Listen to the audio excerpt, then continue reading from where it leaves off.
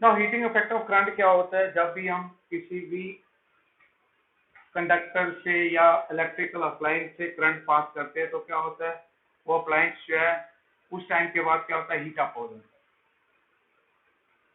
और इसी को हम नाम देते हैं, that is known as heating effect of current. आप लोगों ने देखा होगा इसके बहुत सारे अप्लायंसेज हैं जो इसी के ऊपर बेस करते हैं, जैसे इलेक्ट्रिक आयरन है, इलेक्ट्रिक हीटर है, हेयर ड्रायर है, ठीक है, गीजर है। ये सारे अप्लायंसेज जो है कि किसके ऊपर वर्क करते हैं, इलेक्ट्रिक टोस्टर है, इलेक्ट्रिक कुकर है, तो ये सभी किसके ऊपर बेस करते हैं, हीटिंग इफेक्ट ऑफ करंट। तो हीटिंग इफेक्ट ऑफ करंट क्या हो गया, जब भी हम किसी भी इलेक्ट्रिकल अप्लायंस से या कंडक्टर से करंट पास करते हैं तो वो जो अप्लायंस है या कंडक्टर है that becomes hot after some time, this phenomena is known as heating effect of current. अब इसकी काज क्या है, व्हाट इज द काज? तो काज में हमने पीछे ड्रिफ्ट वेलोसिटी में स्टडी किया था कि कंडक्टर जो है इनके अंदर क्या होता है, लार्ज नंबर ऑफ इलेक्ट्रॉन्स होते हैं विच moves randomly in all possible directions and without potential difference they have no net motion in any particular direction.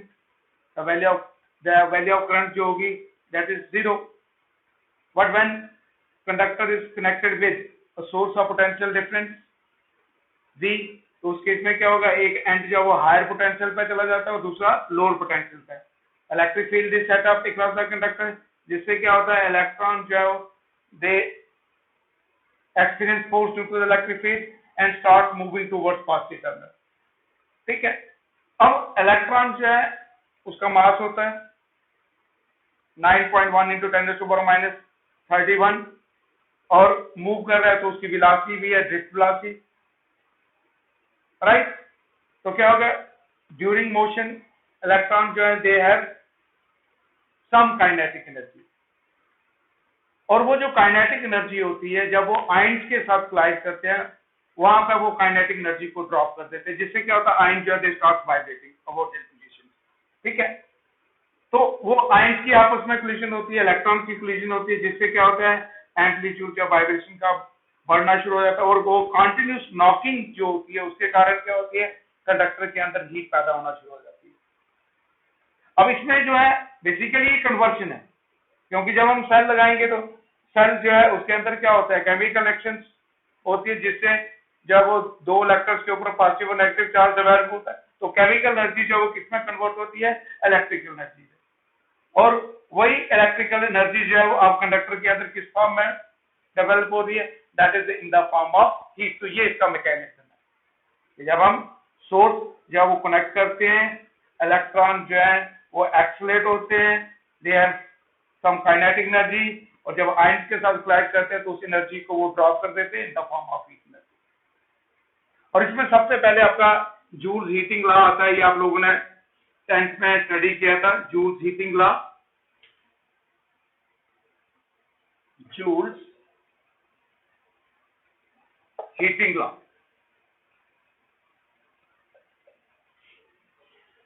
Joule's heating law. In 1841, Joule showed that when current I flows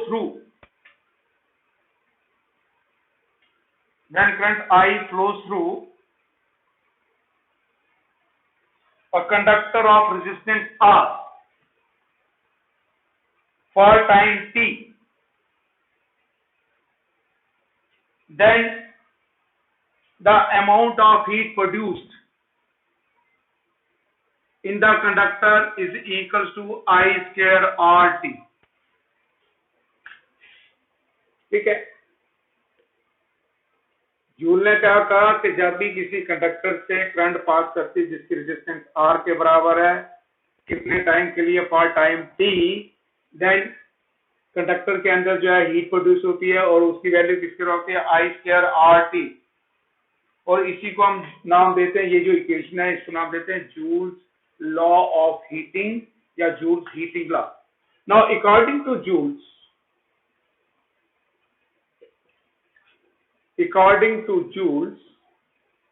heat produced is directly proportional to square of current. ठीक है, कब, जब R और T constant है, square of current. अगर current जो है वो डबल होगी तो हीट जो है वो 4 टाइम इंक्रीज हो जाएगी, इसको हम करंट लॉ नाम देते हैं। Second, heat produce is directly proportional to resistance, resistance को इंक्रीज करेंगे तब भी हीट जो वो क्या होगी, इंक्रीज करेगी। और रेजिस्टेंस जो होती है वो किसके ऊपर डिपेंड करती है, रिलैक्सेशन टाइम के ऊपर। तो जब करंट कंटिन्यूसली फ्लो करती जाएगी तो हीट का अमाउंट रेजिस्टेंस भी इंक्रीज करती जाएगी क्योंकि हीट प्रोड्यूस होगी।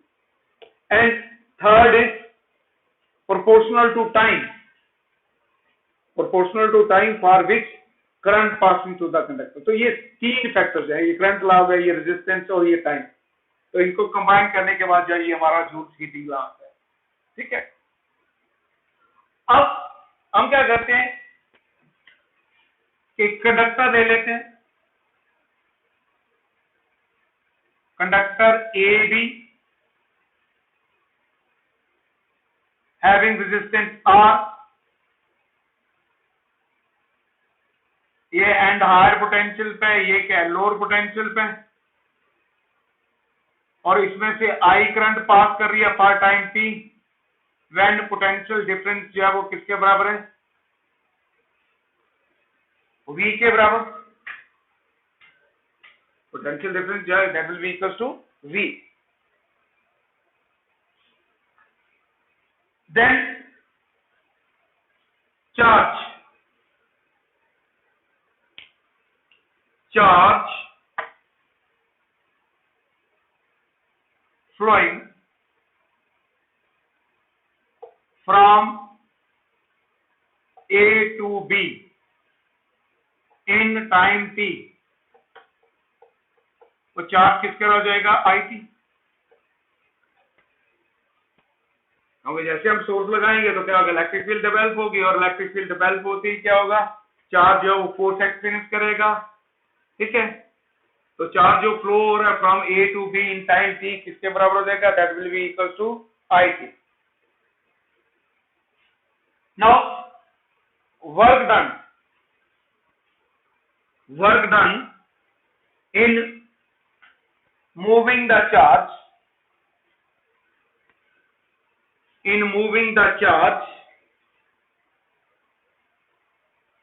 from A to B, तो वर्क क्या होगा हमारे पास, पोटेंशियल इनटू चार्ज,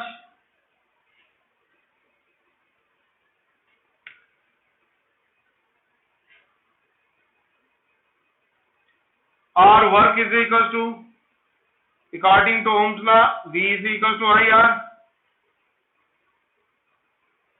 चार्ज किसके बराबर होगा, IT, तो work is equal to I square RT।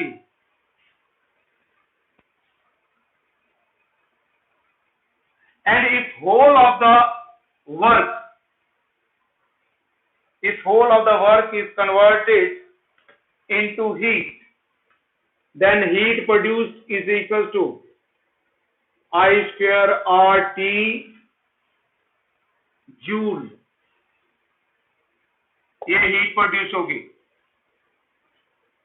या it is also written as I square RT divided by 4.18 calories. अगर हीट को कैलोरीज में कई बार पूछा जाता है तो उस केस में ये होगा। This is Joule's heating law.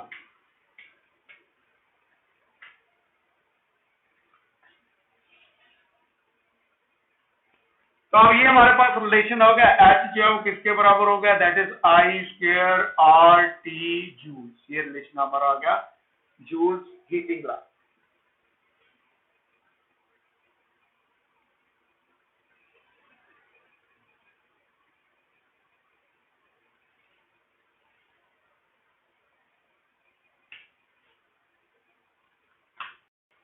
Now electric power,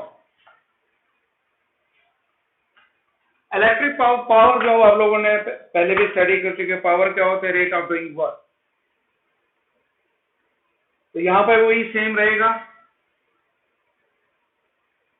क्या हो गया, the rate at which work is done by the electric current, या rate of consumption of electric energy. तो ये इसकी डेफिनेशन है, write down, it is the rate at which work is done by the electric current.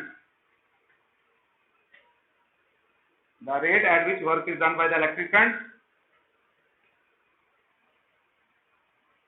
or it is also defined as rate of consumption of electric energy. Rate of consumption of electric energy. Power जो है इसको हम P से denote करते हैं, किसके बराबर होते हैं? Work upon time. और वर्क अभी हमने स्टडी किया किसके बराबर होता है? VIT। वर्क क्या होगा? Potential into charge. तो चार्ज होगा current into time. Suppose I current pass कर रही है फॉर टाइम T, या पोटेंशियल डिफरेंस V के बराबर है, तो वर्क डन किसके बराबर हो गया? VIT divide by T। तब तो स्पीड कैंसल्स। तो पावर जो है that is the product of voltage and current. Power जो है that is the product of voltage and current. अब इसके जो SI यूनिट होते हैं वो लिए जाते हैं वाट। एंड 1 वाट जो है वो किसके बराबर होता है? 1 volt ampere. Other units 1 kilowatt 10⁻³ वाट, 1 मेगावाट 10⁻6 वाट, राइट। और इसका जो कमर्शियल यूनिट लिया जाता है जो इसका अनदर यूनिट जो इंजीनियरिंग वगैरह में लिया जाता है that is horsepower. And 1 horsepower जो है दैट इज इक्वल टू 746 वाट।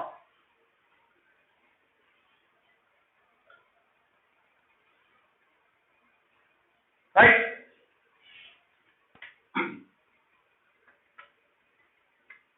अब पावर का हमारे पास ये रिलेशन है, पावर जो है that is equal to VI। Other relation V किसके बराबर होता है? IR। तो power is also equal to I into I square R। और power is also equal to, अब I जो है वो किसके बराबर है? That is V by R। तो यह आ गया V square by R square into R। तो power is also equal to V square by R।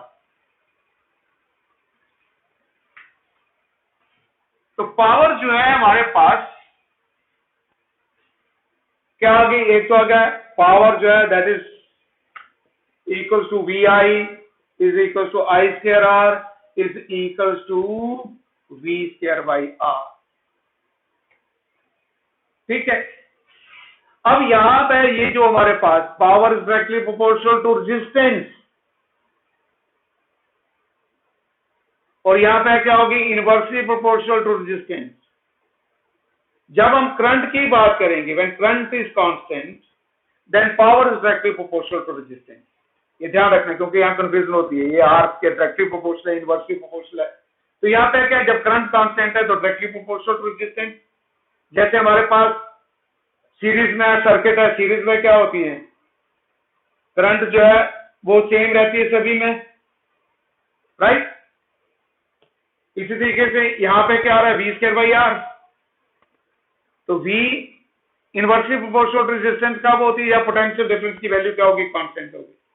तो जैसे पैरेलल सर्किट में तो वहां पे क्या होगा? हमारे पास पोटेंशियल डिफरेंस की वैल्यू कांस्टेंट रहती है, तो पावर जो है that is inversely proportional to resistance. यहां पे क्या होगी? Directly proportional to resistance. Current constant है तो डायरेक्टली प्रोपोर्शनल, या पोटेंशियल को ले रहे हैं तो इनवर्सली प्रोपोर्शनल। अब हमें केवल क्या करना पड़ता है? हमें एक तो ये अप्लायंस जो है उसकी रेजिस्टेंस फाइंड करनी होती है। तो उस केस में हम कैसे निकालेंगे? अगर पोटेंशियल दिया हुआ है, जैसे आप लोगों ने देखा होगा मार्केट में जितने भी अप्लायंसेस लाते हैं, आपके घरों में जितने भी अप्लायंसेस हैं उनके ऊपर जो है वो एक रेटिंग लिखी होती है। जैसे 10 वाट लिखा होगा, या 20 वाट है, या हमारे पास 18 वाट है, राइट, या 50 वाट है। ये रेटिंग जो है ये दैट इज द पावर। और इसके साथ एक चीज और भी लिखी होती है दैट इज 220 वोल्ट। तो 220 वोल्ट क्या होगा? पोटेंशियल। और हमारे घरों में जो कनेक्शन होते हैं इसमें हम पैरेलल सर्किट लेते हैं, सीरीज में नहीं लगाया जाता। ठीक है, अगर सीरीज में लगाएंगे तो क्या होगा, अगर बीच में से एक भी अप्लायंस ब्रेक होगा तो सारा घर की लाइट जो वो चली जाएगी। तो पैरेलल में क्या होता है, बस पैरेलल में पोटेंशियल सभी के लिए सेम होगा, तो जो हमारा अप्लायंस जब वो वर्क नहीं करेगा तो बस वही वर्क नहीं करेगा, बाकी जो वो अफेक्ट नहीं करेगा। ठीक है, तो 220 वोल्ट। तो अगर हमने एक इंडिविजुअल की हमें रेजिस्टेंस फाइंड करनी होगी तो उस केस में हम इस तरीके से निकालते हैं, R V²/P। तो P क्या होगी, जो पावर देते हैं इसके निकालनी है, तो क्या आएगा 220 का स्क्वायर डिवाइड बाई 10, तो ये रेजिस्टेंस आ गई। और रेजिस्टेंस को हम अज्यूम करते हैं ये यूनिफॉर्म लेके चलते हैं। जैसे हमारे 20 वाट की निकालनी है तो क्या होगा 220 का स्क्वायर डिवाइड बाई 20। ठीक है, तो इंडिविजुअली समटाइम क्या होता है, हमें सीरीज सर्किट दिया और लेकिन हमें रेजिस्टेंस फाइंड करनी है पड़ती है RA की, तो उस केस में हम किस तरीके से निकालते हैं। तो ये था हमारे पास इलेक्ट्रिक पावर क्या होती है, रेट ऑफ डूइंग वर्क या rate of consumption of electric energy, और इसके डिफरेंट हमारे डिफरेंट फार्मूले, 3 फार्मूले हमने टाइप किए। एक तो आ गया पावर जो है that is the product of VI I²R is equal to V²/R। Sometime हमें पूछा जाता है rate of consumption of energy means that is power. अब अगर हमारे पास नंबर ऑफ अप्लायंसेस है which are connected in, important point है नंबर ऑफ अप्लायंसेस जिनकी पावर क्या है, let us consider number of appliances having power P1, P2, P3 so on up to Pn are connected in series,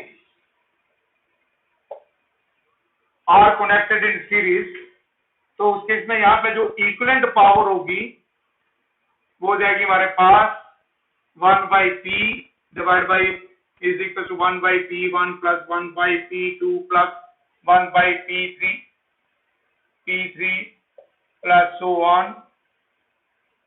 right, अब आपने इसको drive नहीं करना, अगर ड्राइव करना चाहो तो कर सकते हैं हम। क्या होगी, इस रिलेशन से लेंगे, सीरीज में रेजिस्टेंस क्या होती है, यहां से R किसके होगा V²/P, तो सीरीज में रेजिस्टेंस जो है वो क्या होती है R = R1 plus R2 plus R3। तो हम क्या करेंगे, रिप्लेस कर लेंगे, P को रिप्लेस करें, यहाँ पे ये ऐसे आ जाएगा, अगर ड्राइव करना चाहो तो ये आ गया हमारे पास R = V²/P। ठीक है, और अगर हमारे पास नंबर ऑफ अप्लायंसेस है R1 R2 so on up to Rn, तो ये R जो है वो किसके बराबर देगा, दैट इज V²/P, ये आ गया V²/P1 plus V²/P2 plus so on up to V²/Pn। आपको मैंने बताया ना कि जब भी हम लेंगे तो जो रेटिंग होती है उसी के अकॉर्डिंग जो वो हर एक की रेजिस्टेंस को कैलकुलेट किया जाता है। ठीक है, तो ये आ गया, बी कॉमन निकाल लिया तो रिलेशन हमारा आ गया। तो ये ड्राइव करना चाहो तो कर सकते हो आप इसको। एंड अगर हमारे पास ऐसा हो कि वी हैव 2 बल्ब या अप्लायंसेस जिनकी पावर क्या है P1 एंड P2, तो इक्विवेलेंट पावर जो है वो क्या हो जाएगी, वही P1 P2 divide by P1 plus P2। Actual में तो हमें क्या लेना पड़ता है, P कैलकुलेट करना है ना पहले, अगर नंबर ऑफ है तो क्या हो गया, ऐसे कैलकुलेट करेंगे एंड देन रेसिप्रोकल ले लेंगे, और दो के केस में हम डायरेक्टली ले सकते हैं P1 P2 divide by P1 plus P2। And अगर हमारे पास एक जैसे अप्लायंसेस हैं जिनकी पावर सेम है, having power P and P, तो देन इक्विवेलेंट पावर जो होगी सीरीज में इसको PS लिख सकते हैं। इक्विवेलेंट पावर जो है वो किसके बराबर हो जाएगी, that will be equal to P/N, क्या आ जाएगा 1/P plus 1/P plus 1/P is equal to N/P, and reciprocal लेंगे तो क्या होगा P/N।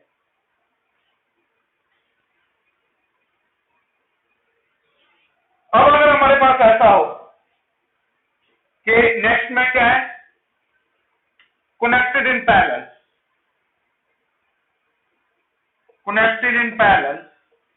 अगर पैरेलल में तो उस केस में इक्विवेलेंट क्या हो जाएगी, P = P1 plus P2 so on up to Pn।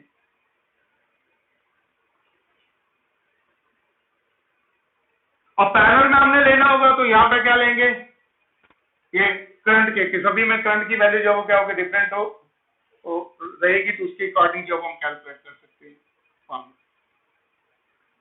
ठीक है, क्या हो जाएगा यहाँ पे, ये ऐसे आएगा P is equal to I R के। नाउ R किसके बराबर होगा, that is P divide by I के। तो I जो है वो सभी में डिफरेंट रहेगा जब पैरेलल में लगाया जाता है, तो ये आ जाएगा। और अगर हमारे पास n नंबर ऑफ अप्लायंसेस है जिनकी पावर सेम है, P सो ऑन, तो पावर इन पैरेलल किसके रह जाएगी, n times the power of each appliance. अब अगर इनकी रेशियो लेनी है दोनों की, कि first connected in parallel then series, ठीक है, नंबर सेम है, हर एक अप्लायंस सेम, पावर भी सेम है, तो क्या होगा P divide by PS is equals to n square. ये हमने कैपेसिटेंस में भी लिया था, उसके बाद हमने रेजिस्टेंसेस में भी लिया। बस रेजिस्टेंसेस के फार्मूले जो होते हैं वो इसके उल्टे आते हैं, ठीक है। यहाँ पे सीरीज में हमारे पास रेसिप्रोकल आ रहा है, वहां पे सीरीज में ऐड होता है। कैपेसिटर में भी ऐसे आएंगे 1/C1 प्लस 1/C2, यहाँ पे भी सेम रहेगा, ठीक है।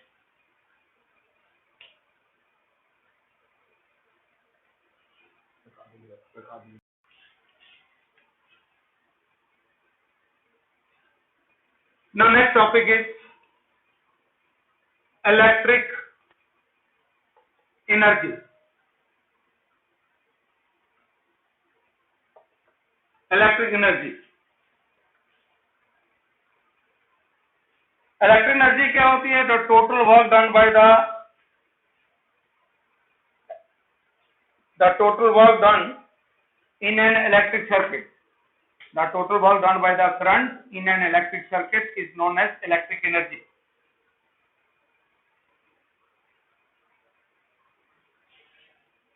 वर्क किसके बराबर होता है, VIT। नाउ VI जो है वो किसके बराबर हो गया, PT। और ये वर्क किसके बराबर होता है, एनर्जी। एनर्जी को हम U से भी डिनोट करते हैं और E से भी लेते हैं। तो एनर्जी जो है that is also defined as the product of power and time. Power and time. अब इसको एसआई सिस्टम में तो एनर्जी को हम जूल में लेते हैं, लेकिन इसका जो कमर्शियल यूनिट है, कमर्शियल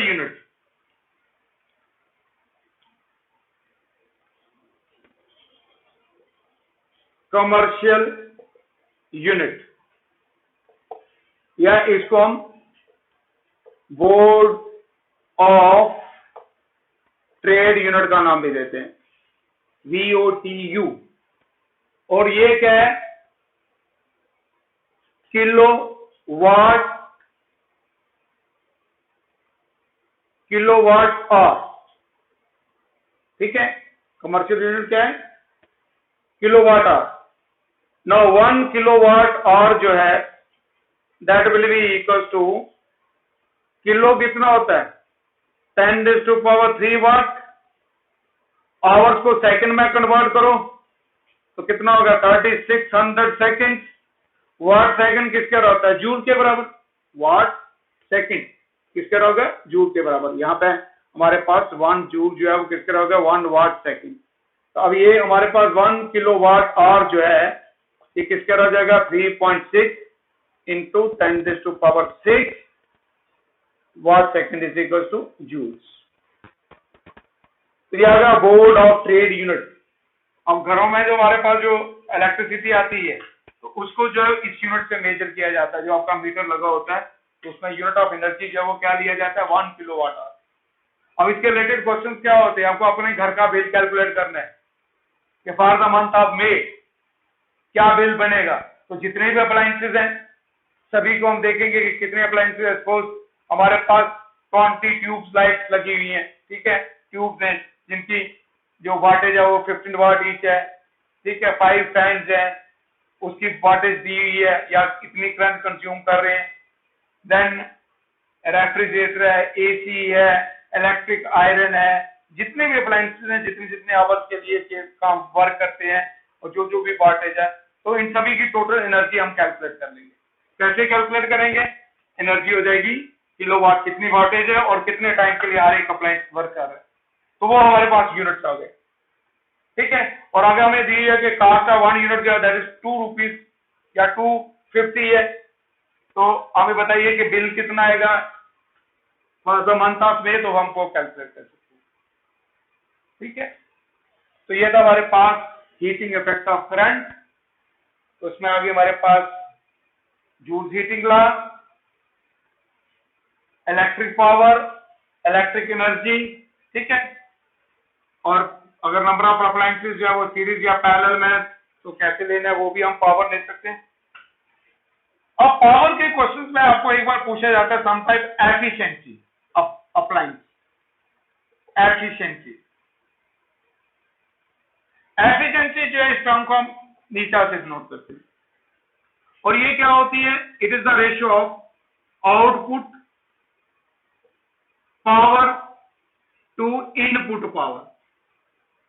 जब भी हमने एफिशिएंसी लेनी है किसी भी अप्लायंस की होगी, तो हमेशा क्या ली जाएगी? Output power to the input. क्या हमें आउटपुट क्या मिली, इनपुट क्या आती है, उसकी रेशियो के लिए। अब आउटपुट क्या होगी हमारे पास? पावर VI, और इनपुट क्या होगी? EI। When current is drawn, तो उसके में पोटेंशियल डिफरेंस लिया जाएगा। इनपुट में जो आ रही है तो EMF, तो that will be equal to किसके बराबर हो जाएगा? VY/E। नो V किसके बराबर होगा? According to Ohm's law IR, और E is also equal to किसके हो जाएगा? I इंटू टोटल रेजिस्टेंस, है ना। EMF में क्या होता है? Current into total resistance of the circuit. ये आगे अप्लायंस की होगी, ये सेल की इंटरनल रेजिस्टेंस आ गई, I एंड I कैंसिल हो गया, तो R जो है that is equal to R divide by R। तो ये एफिशिएंसी के लिए ये भी ले सकते हैं, ये सारे अप्लायंस। अब आप इसको परसेंटेज निकालनी है तो क्या करेंगे? 100 से इसको हम मल्टीप्लाई कर देंगे, ठीक है। तो ये था आपका heating effect of current.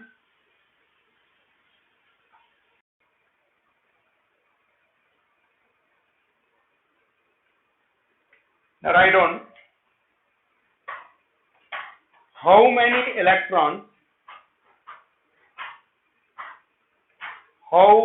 electrons flows through a filament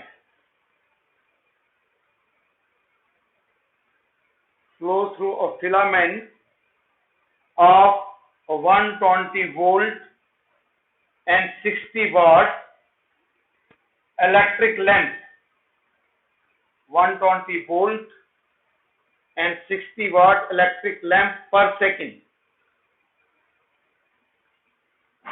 तो हमें पावर गिवन कितनी है? 60 वाट, 120 वोल्ट, या वो आ गया पोटेंशियल डिफरेंस, ये रेटिंग दी है। आपको क्या फाइंड करना है? Number of electrons flowing per second, time is 1 second, ठीक है। तो कैसे आएगा? पावर होती है VI,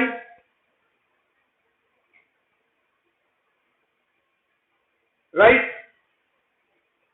और आप लोगों ने ये पढ़ चुके हैं करंट किसके रहते हैं? Charge by time. चार्ज किसके होगा? NE/T। तो P is equal to VI किसके होगा? NE/T। You have to find N क्या होगा? PT divide by VE।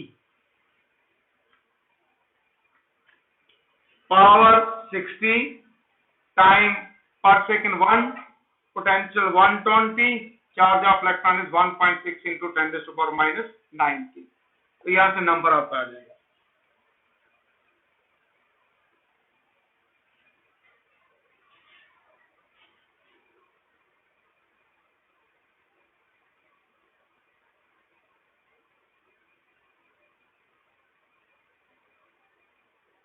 ठीक है, तो ये कैलकुलेट करने के बाद जो भी आपका आंसर आएगा उसको देख लेना, ये आएगा 3.125 into 10⁻80, 3.125 into 10⁻80।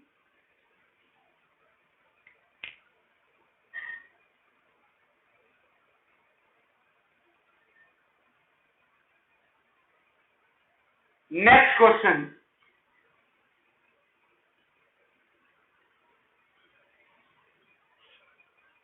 a 10-volt storage battery,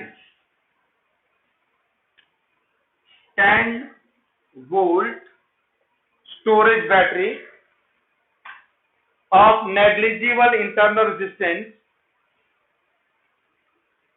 is connected across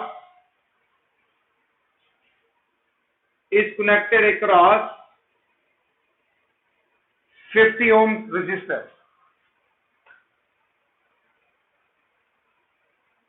made of alloy manganese,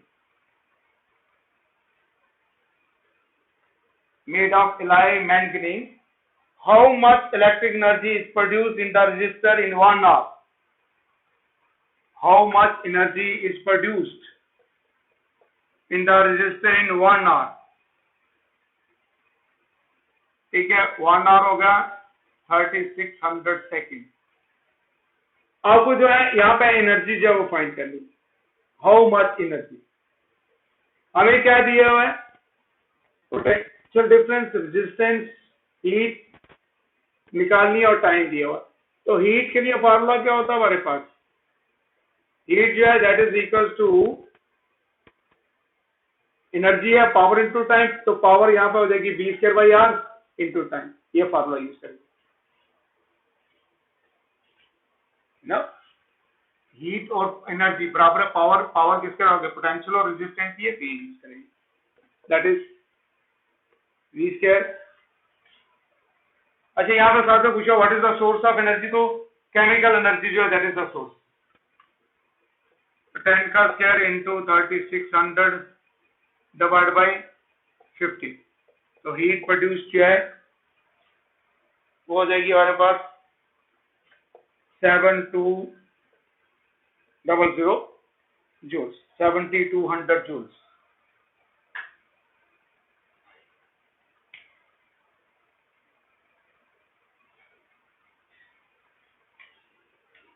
next question,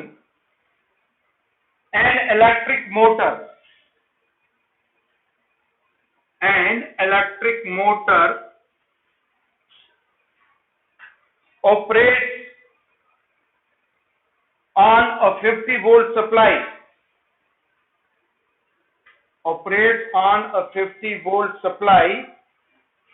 and draws a current of 12 ampere,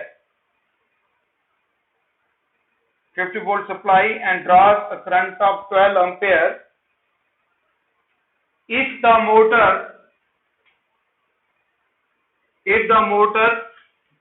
yields, yield a mechanical power of 150 watts,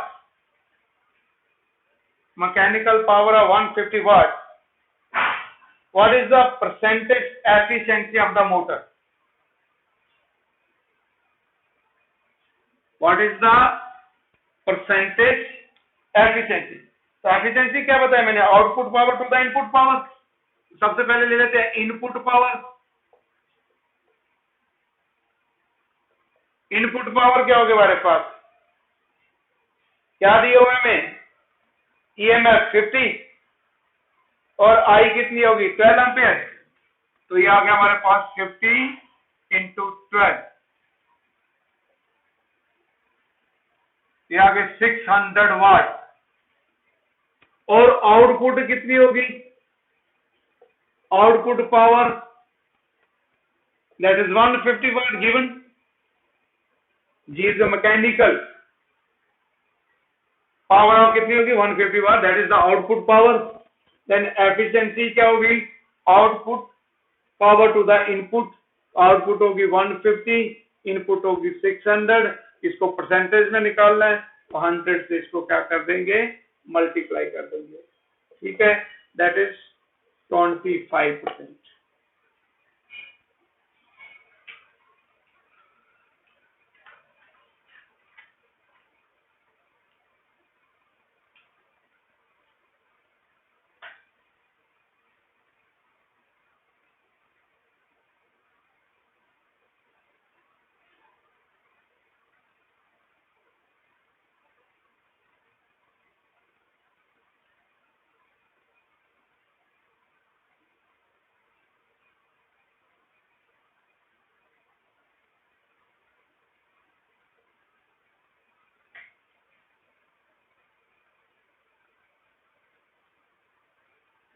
Next question. An electric motor operating on 50 volt DC supply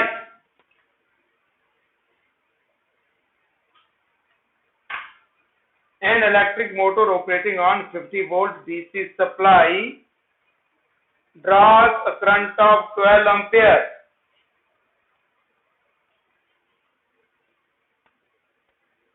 volt current होगी 12 amperes. Draws a current of 12 amperes. If the efficiency of the motor is 50%. Sorry, 30%. If the efficiency of the motor is 30%,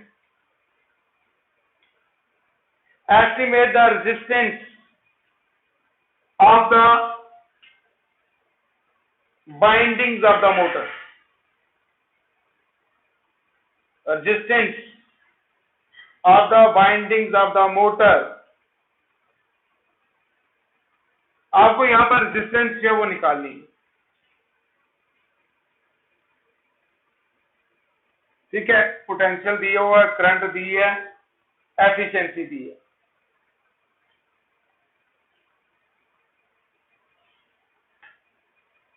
तो efficiency जो दी है हमें कितनी ये दी है 30%. आप किसकी इनिशियल चीज, तो पावर जो है वो किसके बराबर है, दैट इज 30% ऑफ वी आई. ये वी मीन्स ई या वी से दोनों से डिनोट कर सकते हैं. तो यह आ गया हमारे पास कितना हो गया, दैट इज सॉरी ये क्वेश्चन को यहां पे क्या आएगा, दोबारा रिपीट कर रहा हूं. Electric motor operating on 50 volt DC supply draws the current of 12 ampere. If the efficiency of the motor कितनी है 30%. Estimate the resistance. तो अब efficiency जो है वो कितनी है 30%. तो power dissipated जो है, हमें power dissipation लेनी है. तो 100 से 30 निकालिए कितना होगा, power dissipation is 70% of VI. is 70% of VI. तो ये आ गया 70 divided by 100, V is 50, I 12. तो पावर डिसिपेशन जो है वो किसके बराबर हो जाएगी, दैट इज 4, सिंप्लीफाई कर दो 420 वाट.